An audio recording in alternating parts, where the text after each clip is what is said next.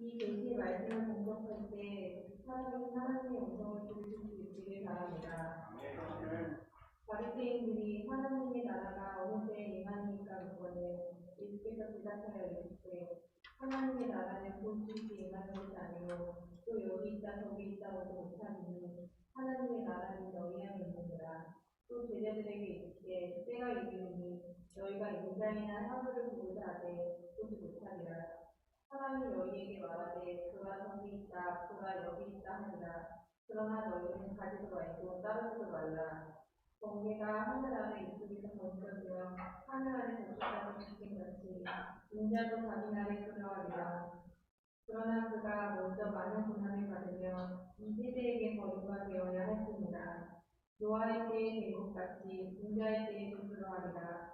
노아가 방주에 들어가던 날까지 사람들이 먹고 마시고 장가들고 시집가더니 홍수가 나서 그들이 다 멸망시켰으며 또 롯의 때와 같으니 사람들이 먹고 마시고 사고 팔고 심고 집을 짓더니 롯이 소돔에서 나가던 날에 하늘로부터 불과 유황이 부르짖하여 그들을 멸망시켰느니라. 인자가 나타나는 날에도 이러하니 그날에 많은 사람이 지붕 위에 있고 그의 세간이 그 지방에 있으며 그것을 가지고 내려가지 말 것이요 밭에 있는 자도 그와 같은 길을 고르지 말 것이니라. 롯의 설에 기억하라. 오늘 자기 목숨을 보존하고자 하는 자는 여기 보시고 잃는 자는 살리라.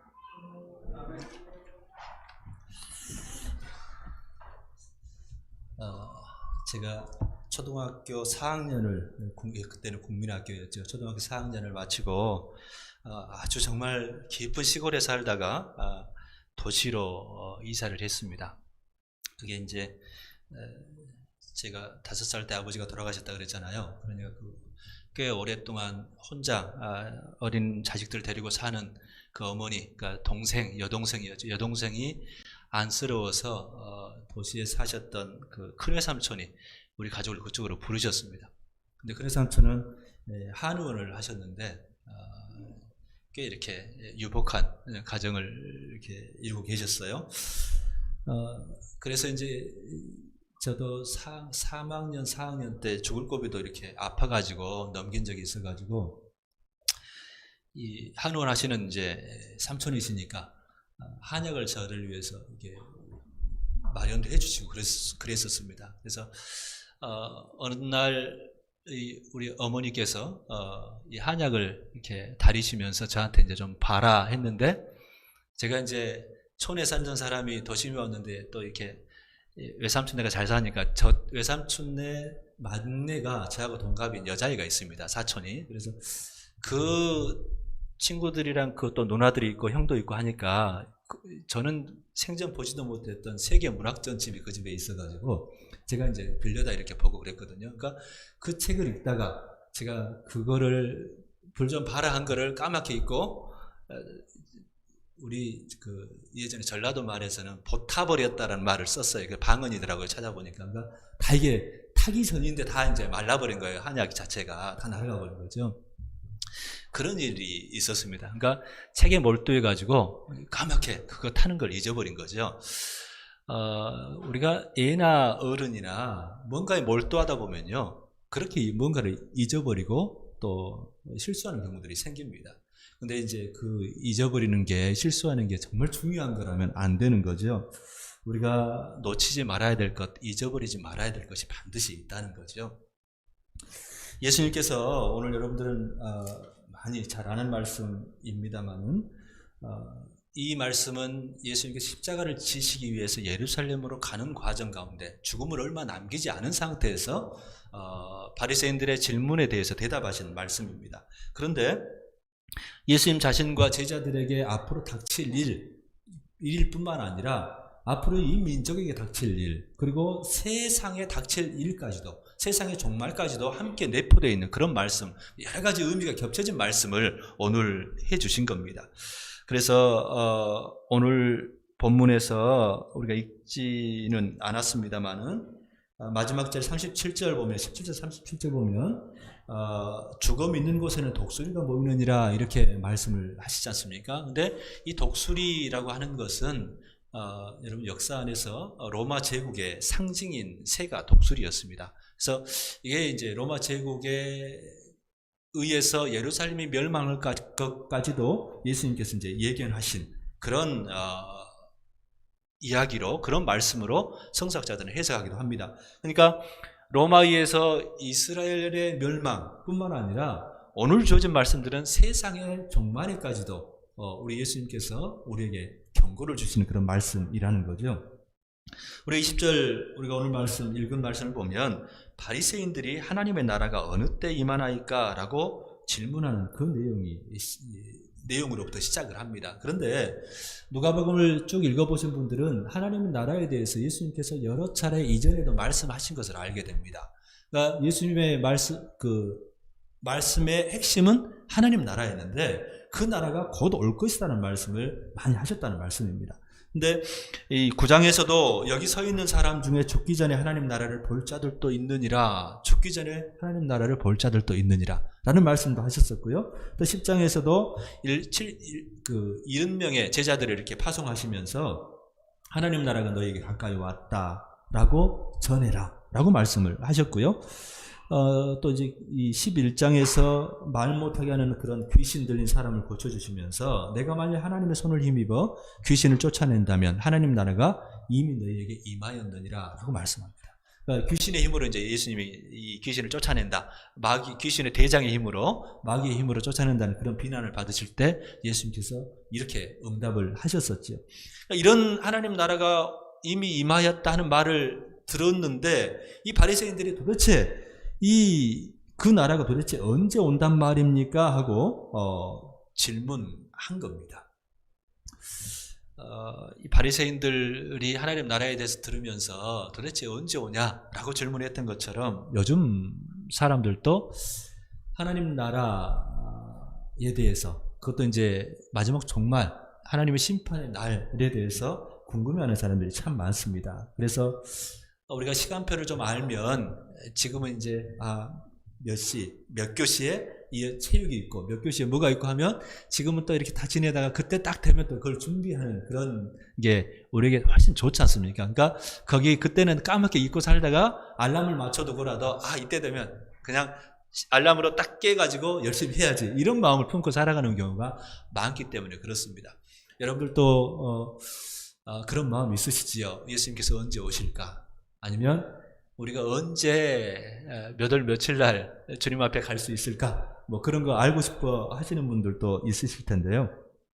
그러다 보니까 이거 언제 오신다는 거, 어디에 오신다는 거 알려주겠다고 나는 안다 하는 사람들이 요즘도 세상 곳곳에서 이렇게 출몰해가지고 많은 사람들을 현혹하고 하기도 합니다. 그런데 예수님의 말씀은 하나님 나라는 볼 수 있게 임하는 것이 아니요 또 여기 있다 저기 있다고도 못한다 라고 말씀하십니다. 마태복음 같은 경우는 이건 너희가 알 바가 아니다 라고까지 명확하게 말씀을 해주십니다. 예수님께서 그때를 사실은 몰라서가 아니라 그때 상관없이 오늘 예수님께서 언제 오시더라도 그거 개의치 말고 오늘 사과나무 심는 사람이 되라는 말씀을 하는 겁니다. 사실은 우리가 평상시에 주님 앞에서 깨어 있으면서 주님 언제 오셔도 저는 좋습니다 라고 그냥 오늘을 감사함으로 받고 살아가는 사람 되기를 우리 주님은 원하신다는 거죠. 우리가 유비무한 늘 준비하고 있으면 어떤 환난도 다 대비할 수 있다 그런 말인 것처럼 예수님 오시는 것도 마찬가지라는 겁니다. 우리가 예수님이 언제 오신다는 걸 안다면 우리는 좋을 수도 있지만요 그때까지 우리는 방심하며 살 수가 있습니다. 사실은 우리가 오늘도 막 더 얻으려고 하고 뭐 다른 사람 속여서라도 또 빼앗고라도 막 이렇게 살려고 하는 것은 자기에게 갑자기 멸망의 때가 닥친다, 마지막 때가 닥친다는 것을 알지 못하고 생각하지 못하고 사는 사람들이 그렇게 삽니다. 마지막에 하나님의 심판이 있다는 것을 안다면 그렇게 못 살죠. 또 그때가 우리가 언제 올지 모른다는 것을 늘 이렇게 조심하면서 사는 사람이라면 막 싸우려고만 하고 막 빼앗으려고 하고 내 마음대로 살려고 그렇게 못한다는 겁니다. 근데 우리 예수님께서는 우리가 그렇게 살기를 원하시는 겁니다. 오늘 우리 주님께서 우리에게 원하시는 것은 오늘 정돈된 삶을 살라는 겁니다. 오늘 깨어있는 삶을 살라는 거죠. 오늘 나누는 삶을 살고 오늘 주님의 은혜 안에서 주님께서 주시는 것들을 누리며 살기를 원하신다는 말씀을 해주시는 겁니다. 그러면서 너희 바리새인들의 질문인데 마지막 21절에서 하나님의 나라는 너희 안에 있느니라 라고 말씀하십니다. 그러니까 일반적으로 제자들을 향해서 이 말씀을 하셨으면 우리 속에 우리 마음에 라고 말할 수 있을 텐데 바리새인들을 향해서 너희 안에 있다 하신 말씀은 조금 다르게 우리가 해석해 볼 수 있을 것 같습니다. 다른 성경 안에서는요, 손이 닿는 곳, 손을 뻗으면 닿는 곳에 있다라고 해석을 하기도 합니다. 저는 이 해석이 참 마음에 듭니다. 정말 가까이 있다. 예수님을 믿지도 않고 하나님을 제대로 인정하지도 않는 사람들 안에 있을 수는 없고요.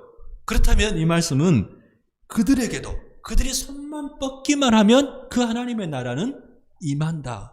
그 안에 발걸음을 들이밀 수 있다. 한 발만 내딛기만 하면 너희도 하나님 나라 안에 들어갈 수 있다는 주님의 말씀이라는 거죠. 이 말씀은 우리가 하나님 나라의 주님의 부르심에 오늘 이 말씀에 응답만 하면 나도 하나님 나라를 진짜 살 수 있구나 하는 그 마음으로 우리가 받아들여도 좋을 것 같습니다. 여러분, 하나님 나라 사는 게 사실 어렵지 않습니다. 우리가 온전히 하나님 나라를 막 주님 인도하심 가운데 주님 다스림 가운데 못 살 수는 있지만, 날마다 그렇게 못 살 수는 있지만 우리 주님께서는 이미 우리 안에 오셨고 우리가 손만 뻗으면 하나님 나라는 우리의 것이 될 수 있다는 거죠. 이 말씀은요, 사실은 우리 하나님께서 이미 우리 가까이 와 계신다는 겁니다. 바리새인 근처에도 가까이 와 계신다는 겁니다. 그들이 그곳에서 지금 하나님께서 바로 우리 손 닿는데 가까이서 일하고 계시기 때문에, 역사하고 계시기 때문에 우리가 한 발만 내디디면 우리도 하나님의 역사에 동참할 수 있다. 그 말씀이기도 한다는 말씀입니다.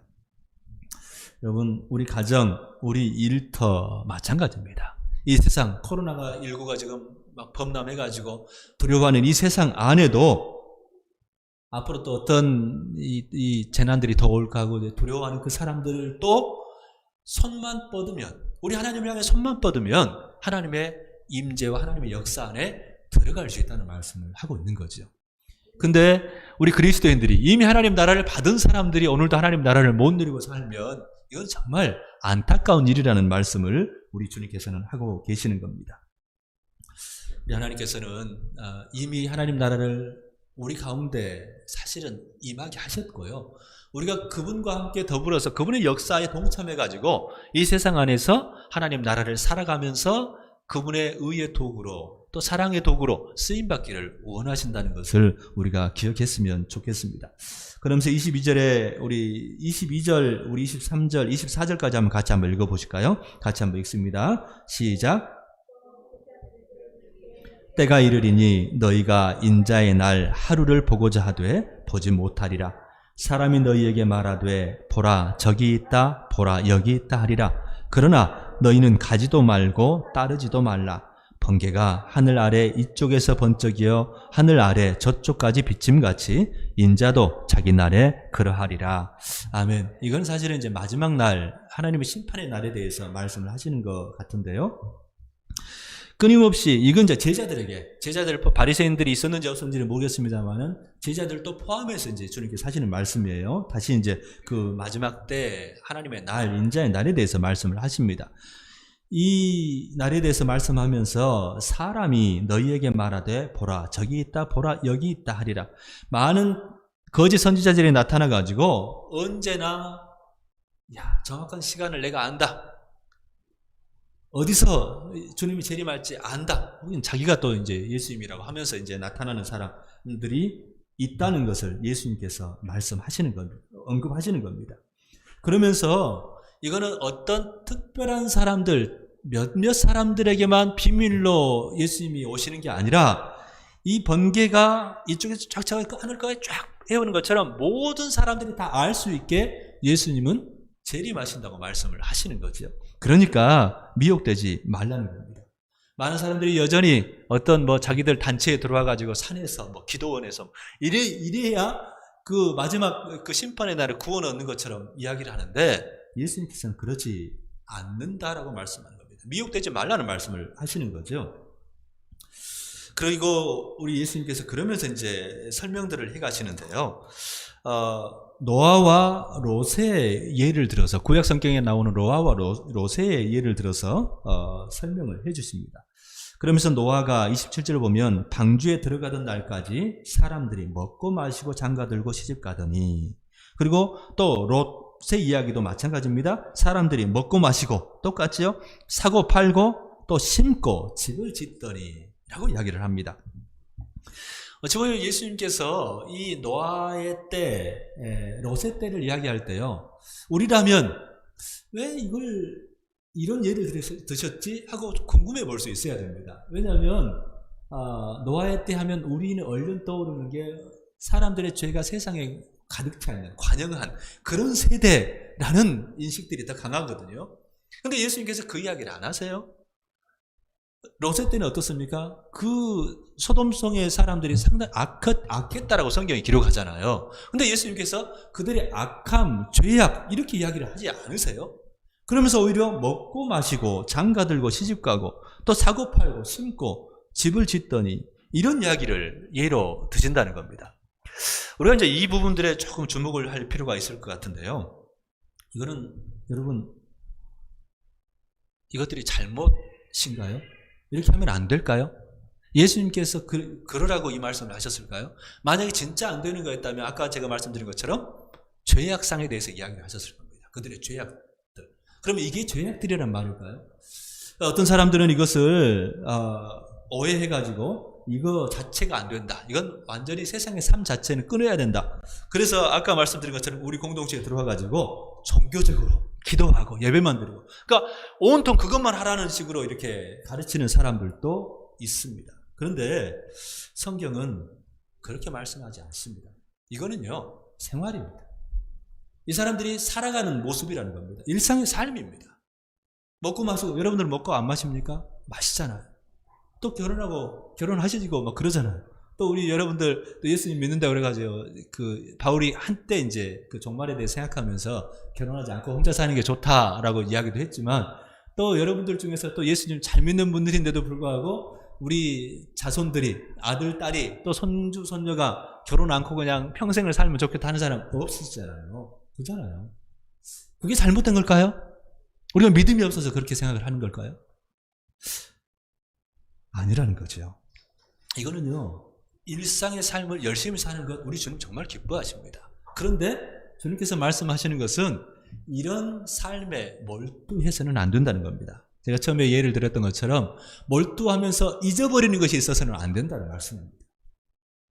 사람은 몸만 갖고 사는 존재가 아닙니다. 육체로 사는 존재 중요하죠. 오죽하면 하나님께서 아들을 육체를 입고 오게 하시겠습니까? 우리 인간의 몸으로 사는 거 정말 중요합니다. 이건 하나님의 은혜입니다.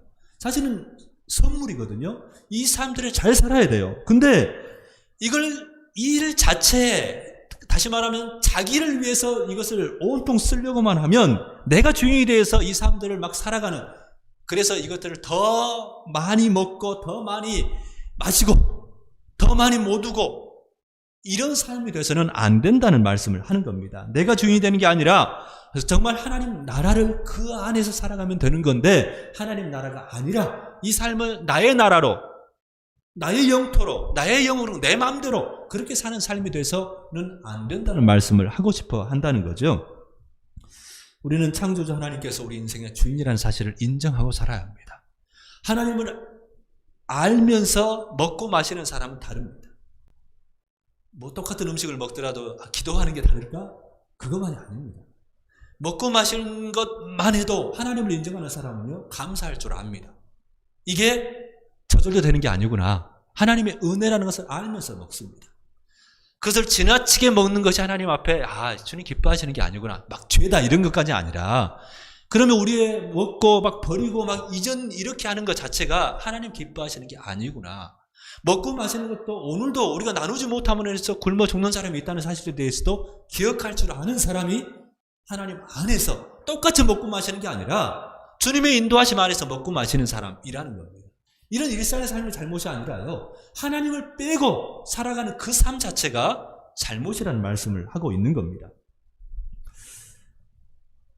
여러분 누가복음 17장과 마태복음 24장에서 또 동일한 말씀들이 나오는데 오늘 우리가 읽지는 않았습니다만은 34절 35절에도요.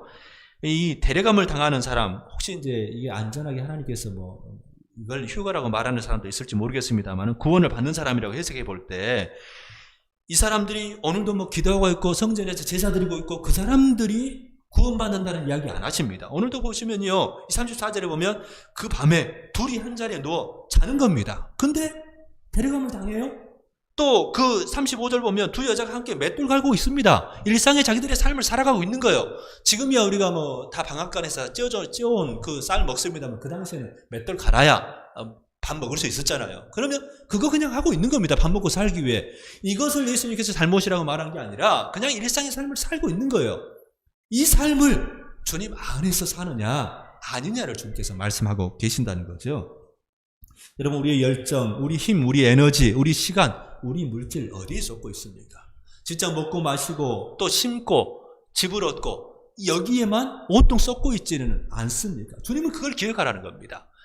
우리가 오늘 그것 더 많이 누리기 위해서 더 좋은 차 사고 더 좋은 집 사기 위해서 하나님은 까맣게 잊어버리고 산다? 이건 아니라는 겁니다. 이게 바로 노아와 롯은 하나님을 기억하고 산 사람이지만 그 당시에 노아와 같은 시대에 살았던 사람들 또 롯과 같은 시대에 살았던 사람들은 하나님 없이 그냥 그것이 전부인 줄 알고 살았던 사람이라는 이야기를 하신다는 거죠. 우리들도요, 그 유혹 받습니다. 더 좋은 차 사고 싶고, 더 막 이것들을 많이 누리고 사는 사람을 보면, 우리도 그러고 싶습니다. 그러면서 그것이 하나님의 인도함 가운데 사는 삶인지 아닌지를 분별하지 않고 살 때가 많이 있다는 말씀입니다. 내가 더 많이 갖기 위해서 다른 사람이 얻지 못하는 것, 같이 나누지 못하는 것, 그것에 대해서 개의치를 않고 사는 사람들이 의외로 많이 있다는 말씀입니다. 이건 세상 사람들의 삶의 방식, 이게 세속적이지, 오늘 먹고 마시고 하는 것 자체가 세속적인 게 아니라는 말씀을 우리가 분별할 수 있어야 한다는 거죠. 여러분, 우리 가정, 우리 일터, 우리에게 먹고 마시게 하고 또 살게 하는 이것들은요, 하나님의 선물입니다. 오늘 우리에게 우리 이 우주 만물을 지으신 하나님께서는 이것을 우리에게 선물로 누리게 하셨다는 거죠.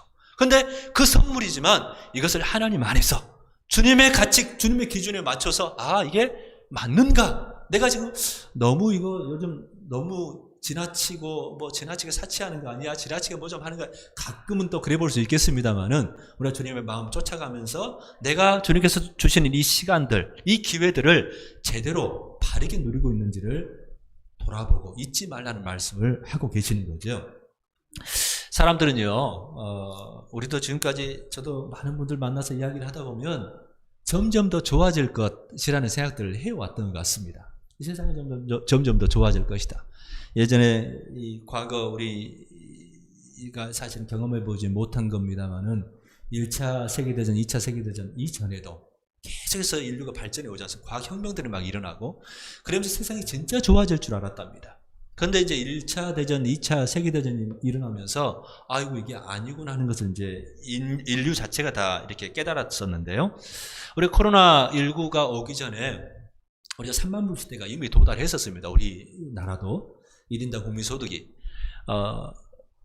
또 지금 우리나라 같은 경우는 OECD에서도 세계 경제가 마이너스 성장이란 말을 왜 거기다 붙이는지 잘 모르겠습니다만은 마이너스를 이렇게 쇠퇴하는 거죠, 사실은. 그렇게 할 수밖에 없다고 이야기를 하는데 세계 경제가 마이너스 6.5% 이 정도 잡고 있는 것 같은데 우리나라는 그나마 2차 유행이 코로나 2차 유행만 안 되면 1.2 마이너스 1.2% 이렇게 성장할 거다라는 식으로 이렇게 가장 나을 것이다라고 우리가 이제 잘했기 때문에 그렇게 발표를 하기도 했던데요.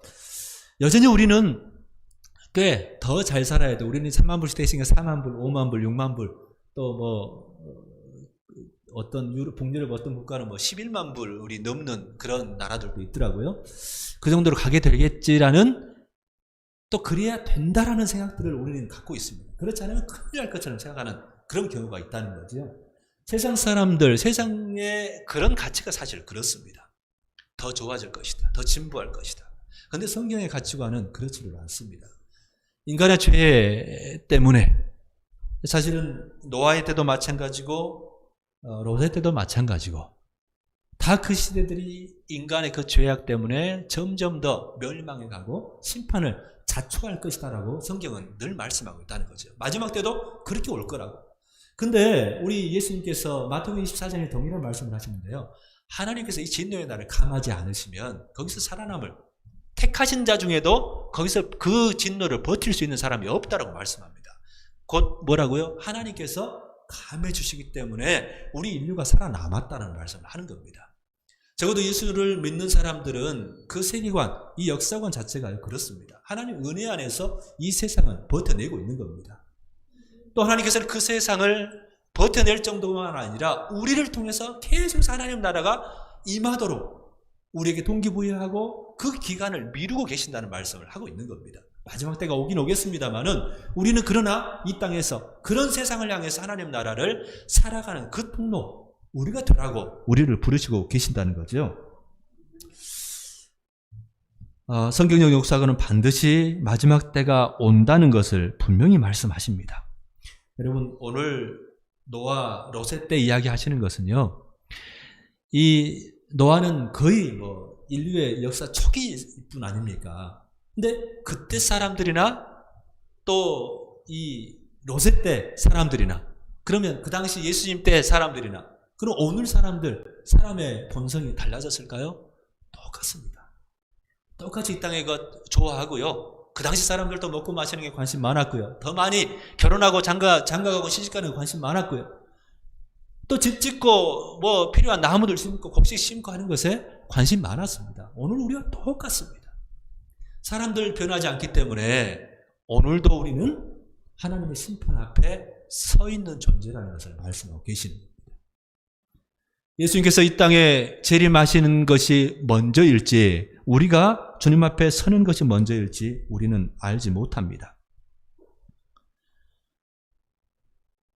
그렇지만 반드시 우리는 하나님 앞에 서든지 서는 그때가 분명히 온다는 것을 잊지 않아야 된다는 거죠. 그래서 오늘 우리가 주님 오실 때 아직 남았겠지 하면서 땅에 집착해서 살아가는, 땅의 것에만 몰두해서 살아가는 사람이 돼서는 안 된다는 것을 우리 주님께서는 경고를 해주시는 거죠. 마지막 때가 반드시 온다는 것을 말씀하시는 겁니다. 예수님께서는 마지막 때가 온다는 것을 경고만 하실 뿐만 아니라요, 오늘 25절에서도 그렇게 하지요. 그러나 그가 먼저 많은 고난을 받으며 이 세대에게 버림받아야 할지니라 라고 말씀하시는데, 우리 주님께서 우리가 하나님 나라를 오늘 주님 모시고 살아갈 수 있도록 우리 주님이 되시기 위해서 십자가에 못 박히신 그 길을 기꺼이 가주신 겁니다. 그러니까 우리가 오늘 어떻게 주님 모시고 살 수 있냐, 어떻게 하나님 나라 살 수 있냐, 우리 예수님께서 길을 되어주셨다는 겁니다. 우리가 그 길을 걷기만 하면 된다는 말씀을 하고 계시는 거죠. 오늘도 많은 사람들이 오늘 이 땅의 것 먹고 마시고 또 시집가고 장가가고 또 짓고 또 집 짓고 집 얻고 자동차 사고 팔고 하는 이 일에 몰두해서 우리의 마지막 때가 있다는 사실을 잊고 사는 사람이 의외로 많습니다. 우리는 나그네들입니다. 우리는 주님 앞에 서는 날이 반드시 언제인지를 모르고 사는 사람들이라는 것을 잊지 말라는 말씀을 하시는 겁니다. 여러분, 우리는 주님 앞에 서야 할 존재 분명합니다. 그런데요, 오늘 우리의 일상들은 그 마지막 때를 준비하면서 이것들이 얼마나 우리에게 소중한가, 우리에게 가까이 있는 사람들이 얼마나 우리에게 소중한 하나님의 선물인가를 오늘 기억하면서, 잊지 않으면서, 깨달으면서 그렇게 사랑하고 섬기며 사는 사람이 오늘 주님 나라를 살고 오늘 주님이 언제 오든지 예비하고 준비하며 사는 사람이라는 것을 우리 주님께서 말씀하시는 겁니다. 다시 한번 오늘 우리 한 주간 한 주간의 삶들을요, 매번 돌아오고 반복되는 삶이 아니라 우리 하나님께서 우리에게 선물로, 은혜로 주시는 날들인 것을 기억하시면서 우리 주님께서 우리에게 나누셨던 그 사랑, 그 은혜들을 어떻게 하든지 조금이라도 우리 식으로, 또 주님 기뻐하시는 식으로 나눌 수 있는 그 기회로 삼아가는 우리 모두가 또 한 주간이 되었으면 좋겠습니다. 우리 같이 한번 기도하십시다. 하나님, 저희 때 제가 주님 앞에 서는 날 언제인지 사실 모릅니다. 그런데 저는 젊으니까 아직 멀었겠지, 그렇게 하고 방심하며 살 때가 참 많았던 것 같습니다. 아버지 하나님, 그때가 언제 오든지 제가 준비된 오늘부터 주님 주신 것으로 감사하면서 나누면서 사랑하면서 그렇게 살아가는, 이곳에서부터 그렇게 살아가는, 하나님 나라를 살아가는 저희가 되게 도와주옵소서. 제가 놓치고 있는 거 깨닫게 해주시고, 제가 어떻게 더 사랑할 수 있을지, 어떤 방식으로 사랑해야 되는지를, 어떤 방식으로 섬겨야 되는지를 주님 깨닫게 해주십시오. 그래서 이번 한 주가 더 구체적으로 하나님 나라를 살아가는 그런 현실이 될 수 있도록 하나님 인도해 주옵소서. 우리 다 같이 한번 기도하십시다.